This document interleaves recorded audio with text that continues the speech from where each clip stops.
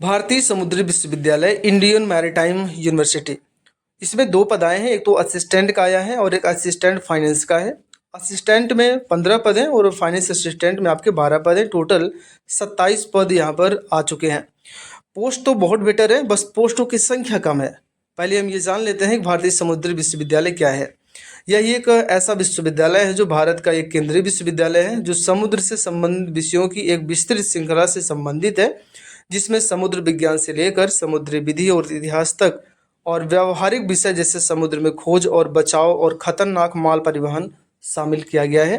ये सारी बातें बताई जाती हैं। उसी यूनिवर्सिटी में आपके लिए असिस्टेंट का पद आया हुआ है। अगर फॉर्म को फिलअप करना चाहते हैं तो कैसे करेंगे, हम सारी जानकारियाँ स्टेप बाय स्टेप इस वीडियो में बताने वाले हैं। तो यहाँ पर आप देख लीजिए पहले कि जो असिस्टेंट का पद है टोटल वो 15 पद है और सामने आपके यहाँ पर उसकी एलिजिबिलिटी दी गई है कि आपको बैचलर डिग्री होनी चाहिए किसी भी सब्जेक्ट में 50% मार्क के साथ। वहीं पर असिस्टेंट फाइनेंस के लिए 12 पद हैं और जिन लोगों ने कॉमर्स किया हुआ है, मैथमेटिक्स या फिर स्टैटिक्स में, इसमें भी मिनिमम 50% मार्क आपका होना चाहिए किसी भी यूनिवर्सिटी से। और यहाँ पर टोटल पदों की संख्या कितनी है? 27 पद ही है। अब यहाँ पर फॉर्म को कैसे फिलअप करना है, हमने वीडियो के डिस्क्रिप्शन में लिंक दे रखा है इसकी ऑफिशियल वेबसाइट का। आप उस पर क्लिक करेंगे तो यहाँ पर आप पहुँच जाएंगे। राइट टॉप कॉर्नर पर आपका न्यू रजिस्ट्रेशन का ऑप्शन दिखाई दे रहा है, आप उस पर क्लिक कर दीजिए।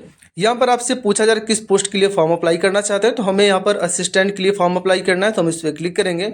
अब यहाँ पर आपको कैंडिडेट का नाम फिल करना है जैसा कि हाई स्कूल की मार्कशीट में है। फिर आप डेट ऑफ बर्थ फिल करेंगे। यहाँ पर अपने ईमेल आईडी आप डालेंगे। @ और gmail.com लिखने की आपको बिल्कुल ज़रूरत नहीं है, बस आप चूज़ कर सकते हैं। अब यहाँ पर अगर आप जैसे gmail.com है, हॉटमेल है, इन सब में अगर शामिल है तो ठीक, अगर अदर में है तो अदर चूज़ करके यहाँ पर अदर में आप चूज़ कर सकते हैं, न तो आप इसको छोड़ दें। हालांकि हमारा gmail.com है, हम इसको चूज़ करेंगे। आगे बढ़ेंगे, जहाँ पर री इंटर ईमेल आईडी है तो ईमेल आईडी को ऑप्शन में डालिएगा।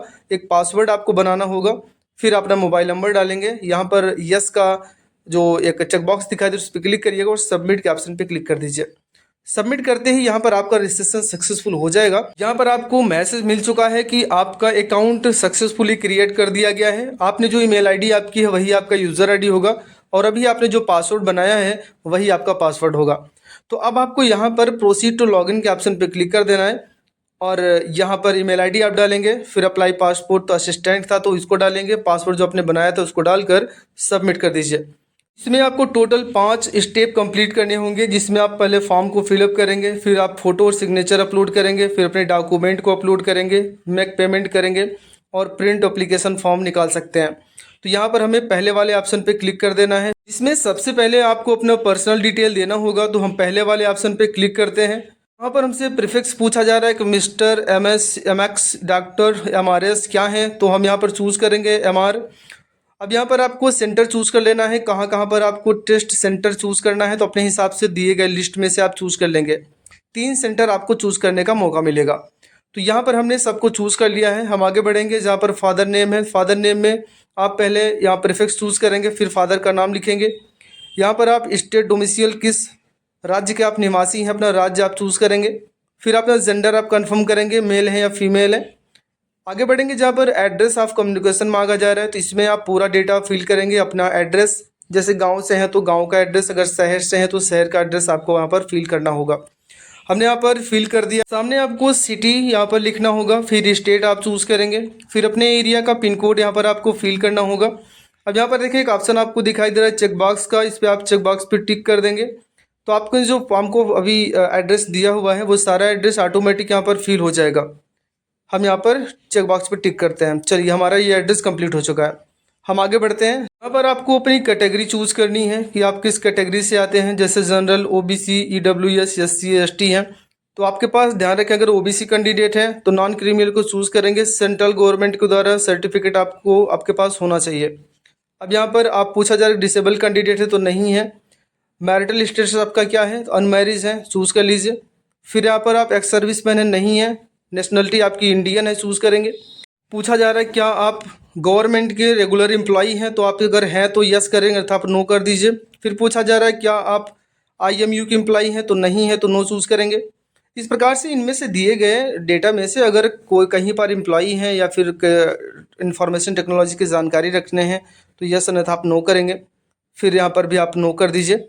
इतना डेटा फिल करने के बाद आपको सेव पर्सनल पार्टिकुलर डिटेल पर आपको क्लिक कर देना है, तो आपका डेटा यहाँ पर सेव हो जाएगा। ये देखिए मेरा डेटा यहाँ पर सेव हो चुका है। हम यहाँ पर बैक के ऑप्शन पर क्लिक करते हैं।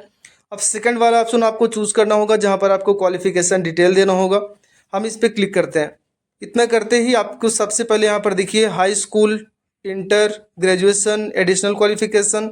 तो यहाँ पर हमें सबसे पहले हाई स्कूल चूज़ करना है, यानी 10th चूज़ करना है, ऐड क्वालिफिकेशन करना है। अब यहाँ पर आपको हाई स्कूल का पूरा डेटा देना होगा। जैसे क्वालिफिकेशन का नाम क्या है, जैसे मैट्रिकुलेशन कहते हैं या 10th कहते हैं, तो इनको आपको लिखना होगा। फिर आपका सब्जेक्ट क्या था, तो हाई स्कूल में जो भी आपका सब्जेक्ट था, सब्जेक्ट का कॉम्बिनेशन था, वो उसको आप यहाँ पर टाइप कर देंगे मैनुअली, ठीक है ना।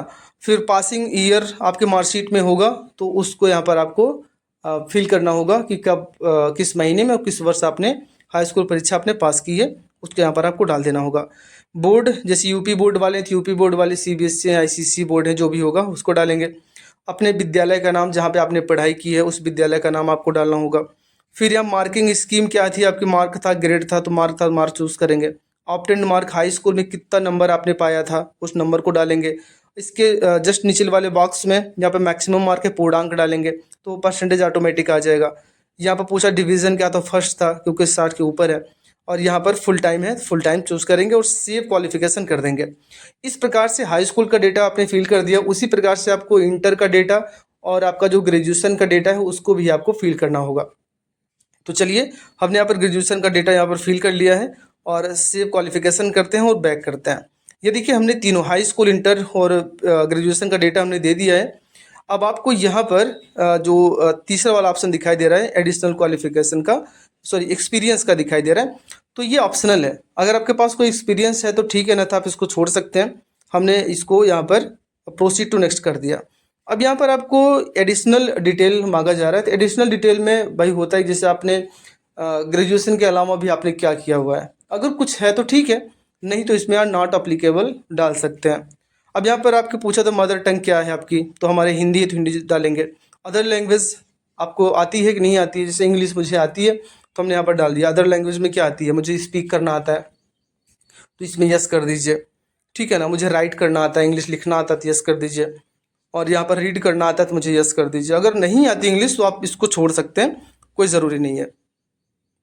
अब यहाँ पर देखिए एक ऑप्शन पूछा जाए whether the penalty punishment was awarded by the applicant, तो नो कर दीजिएगा। और सेकंड यहाँ पे पूछा जा रहा है कोई क्रिमिनल रिकॉर्ड तो नहीं है, तो आप इसमें नो कर दीजिए।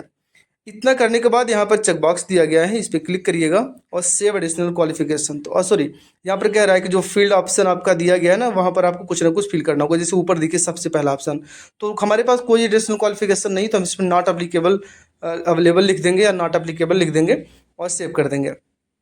अब यहाँ पर आपको अपना फ़ोटो और सिग्नेचर अपलोड करना है।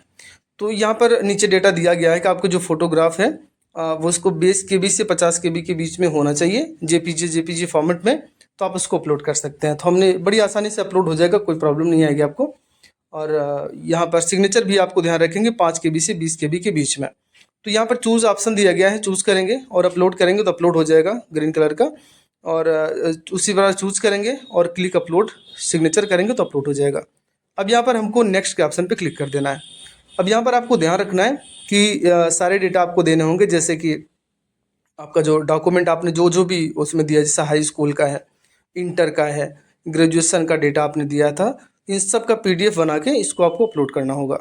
और साथ ही साथ यहाँ पर ग्रेजुएशन के मार्कशीट, ग्रेजुएशन की फाइनल डिग्री, और लास्ट में सबसे कास्ट सर्टिफिकेट ध्यान रखेंगे। जाति प्रमाण पत्र आपकी है, सेंट्रल गवर्नमेंट के द्वारा जो जारी किया जाता है उसी को आप यहाँ अपलोड करेंगे। अगर नहीं बना है तो पहले बनवा लीजिए फिर अपलोड करिएगा, ठीक है ना। तो हमने यहाँ पर डॉक्यूमेंट को सबको अपलोड कर दिया है।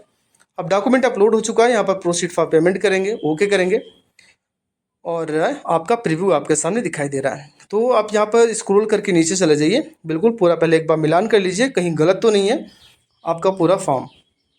अब ऊपर चले जाइए, यहाँ पर एक ऑप्शन आपको दिखाई दे रहा है proceed to submit application form का, आप इस पर क्लिक कर दीजिए। हम जैसे इस पर क्लिक करते हैं और हमसे आप पूछा जा रहा है कि यस नो, तो आप इसमें यस कर दीजिए।